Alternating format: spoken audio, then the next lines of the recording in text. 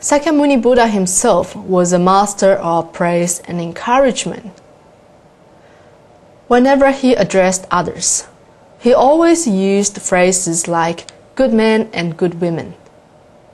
And whenever he taught the Dharma, he carefully chose his words so that his audience will feel encouraged to practice it and be hopeful about their futures. The very fact that he taught the Dharma at all shows how concerned he was with the well-being of others. In a manner of speaking, the Dharma can be understood as the highest form of encouragement ever spoken by anyone in this world. While we have emphasized the importance of praise and encouragement, we must be careful that we don't overdo this so that our speech becomes flattery or untruthful words. In fact, people create most of their bad karma through speech. Speech actually takes up 4 of the 10 unwholesome karmas, which are lying, duplicity, harsh speech, and idle speech. Not only are these types of speech of no benefit at all, they can even hurt people or make them confused.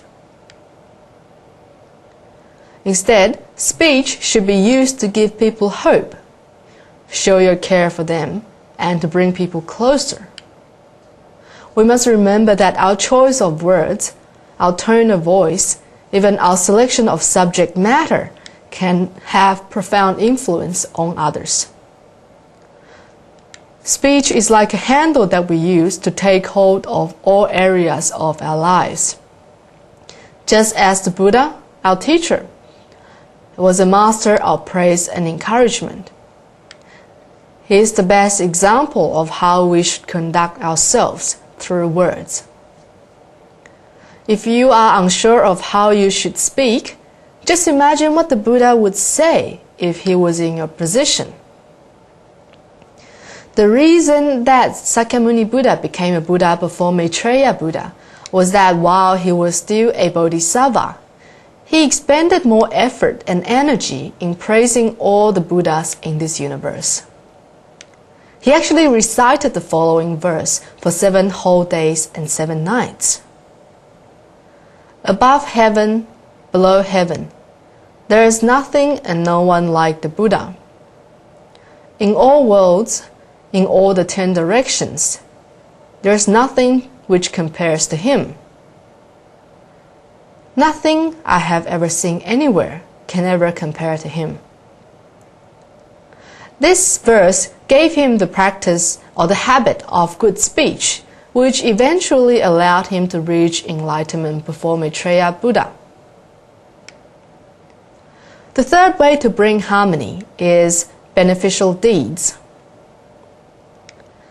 Beneficial deeds are behaviors that bring both benefit to oneself and others. Beneficial deeds depend on our being mindful of the actions of our bodies and minds and of our speech. When we use mind, body, and speech to help others, we are practicing beneficial deeds. The Maharatnakuta Sutra says that beneficial deeds bring joy both to others and to oneself, and that it is born deep within a mind that has nothing to regret.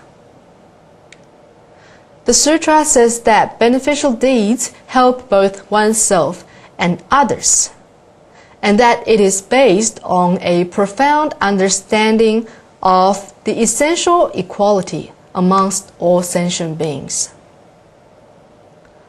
By always giving the best of ourselves to others, we raise the level of whatever social group we find ourselves in. Simultaneously, we succeed in uncovering the very deepest level of ourselves.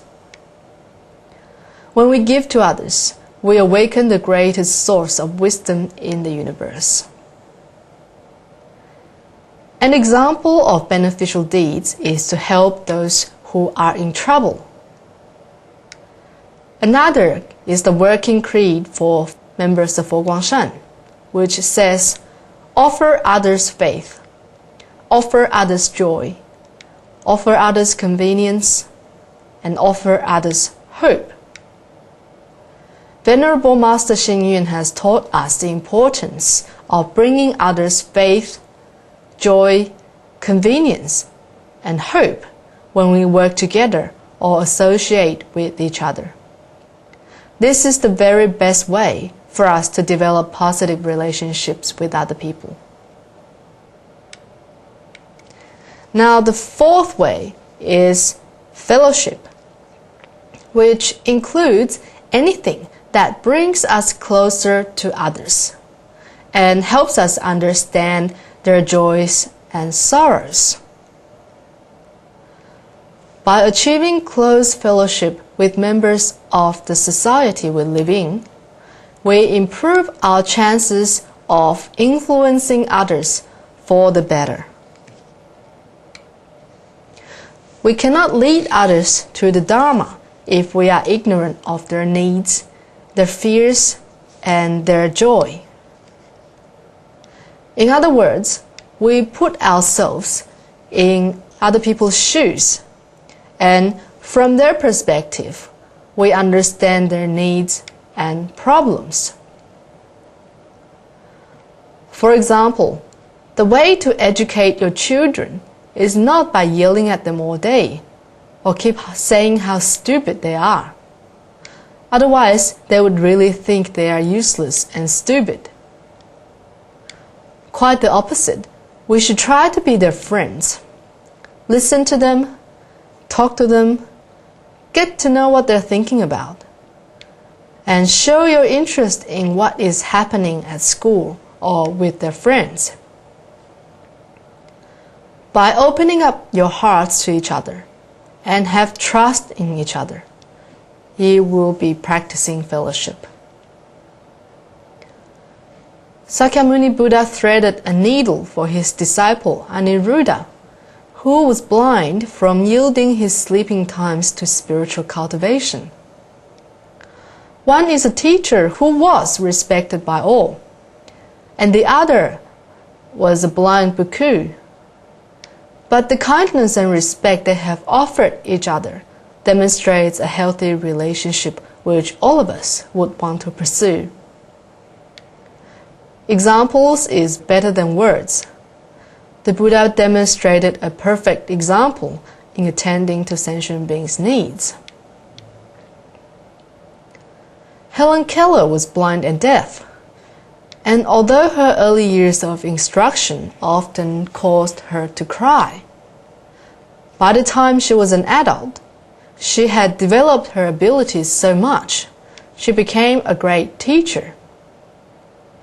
Without the patient help of her own teacher, she would have remained in a world of darkness. Before Kuei-ji met Master Xuanzang and was instructed by him, he had lost himself in an indulgence of alcohol and sensuality.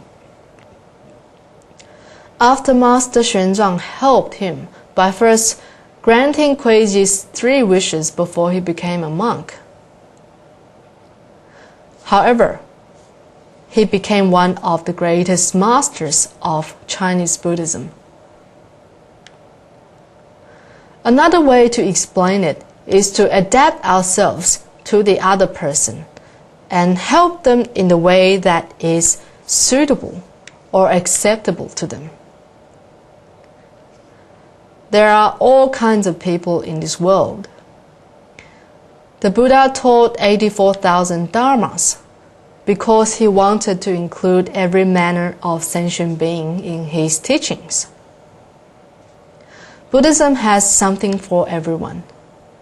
And as Buddhists, it is our duty to be certain that we never reject somebody due to the grossly mistaken belief that their nature or their situation makes them unfit to learn.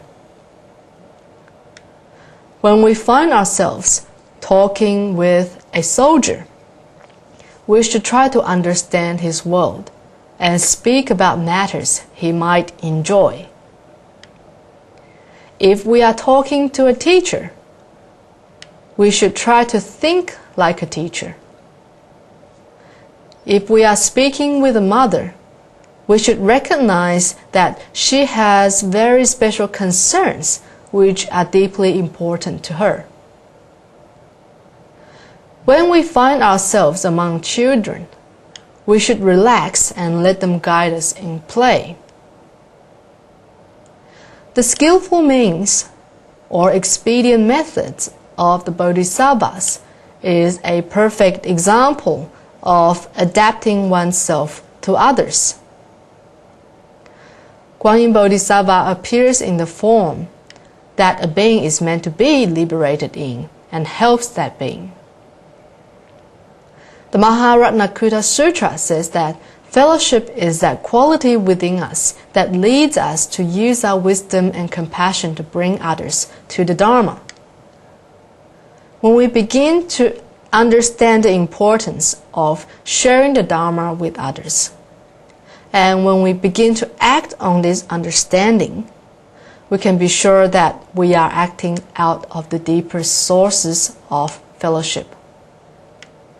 This is the very source that inspired the Buddha to preach for 45 years. When we sense this source even slightly, we can know that we are sensing the Buddha within. Insofar as we understand the need to lead others to the Dharma, we are the same as the Buddha. This world is full of so many kinds of people. It is important for us to be tolerant, to be forgiving, be helpful, and be willing to listen to others. If we adopt this kind of an open-hearted attitude, we can succeed in bringing benefit and joy to the whole world.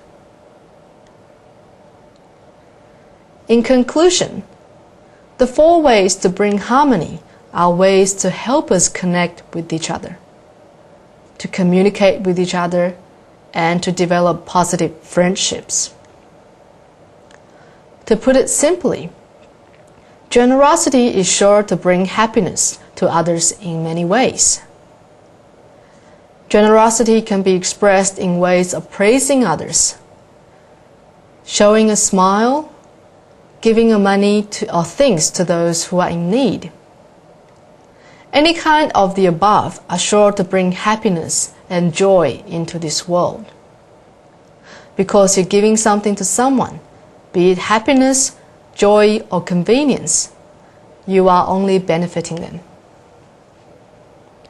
Praise or encouragement means to say something good about others, to compliment another person's kindness. There is hardly anyone who doesn't like to hear words of praise or encouragement in this world. But we must make sure that these don't become flattery, as words of praise must be spoken appropriately.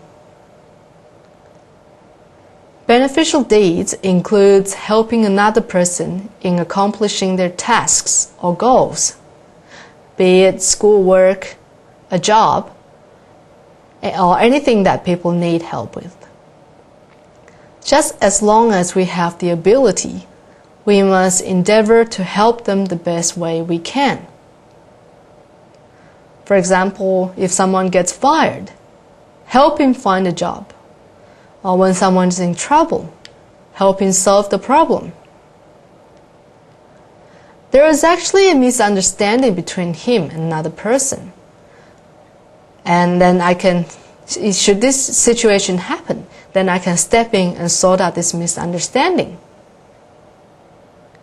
Even though we offer our help without expecting anything in return, those who do not show their gratitude to our help would at least have established good relationship with us. The 4th way is fellowship. This means to put ourselves in another person's shoes and be more considerate towards their needs and situation and offer the appropriate help. For example, if my friend is a teacher, I should bear in mind the troubles students and schools can cause. If he is a businessman, then I should bear in mind the stress and press he has to face at work. In other words, we don't just look or think about ourselves. We don't just look at our own problems, what we need or what we want. Instead, we should tune ourselves into their situation. So the above are the 4 ways to bring harmony. Just as the following verse says, generosity, praise, beneficial deed, and fellowship. These 4 methods will bring harmony to all the world. And hopefully, these 4 ways will help us develop positive relationships and help us to always get along with others in harmony.